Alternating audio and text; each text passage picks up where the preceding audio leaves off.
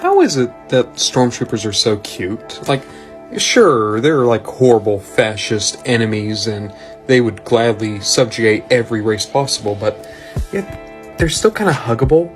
They're like Team Rocket, but an army with guns. I love Stormtroopers. They remind me of like the great cartoon Disney villains in that they're able to just as easily be intimidating as they are, well, goofy. You know, you look at a character like Gaston or Jafar or even Maleficent, and they don't seem out of place menacing Mickey Mouse. Just as they don't seem out of place possibly destroying all of creation. Stormtroopers are kind of the same way. I could see them being slapstick jobbers that can't catch up to a few Ewoks. Just as much as I could see them burning an old man and woman because they couldn't find some blonde kid on a desert planet.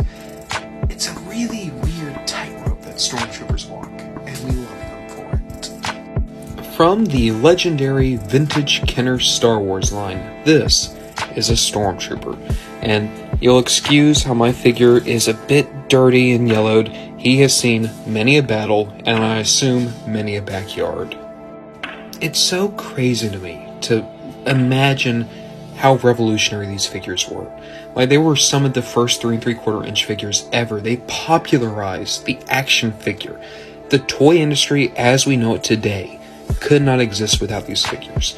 Just like how pop culture and filmmaking as we know it today couldn't exist without Star Wars. This is such a magical time for toys, and it does feel like the Stormtrooper plays a huge part of that. Like, there's a reason why every villain since Star Wars has had an army of vaguely menacing-looking goons. The Stormtroopers popularized it, man.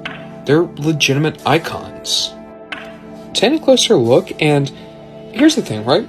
He's not one for one. He's not a perfect capturing of the Stormtrooper design as seen on screen, but when you really look him over, there's a lot of small details that don't need to be there, like the shoulder ridges, how his mouth almost has like a smile towards the edges, how he has all his little belly compartments down here, the weird hump on the back of the belt that I still don't know what that's supposed to be on clone Stormtroopers, even the fact that he only has the one knee guard.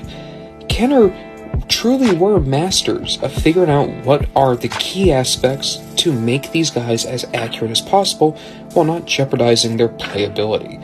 That's part of the magic of this line. His one accessory was the Imperial Blaster, and sure, simple, but reliable, just like the rest of the figure. He's an icon,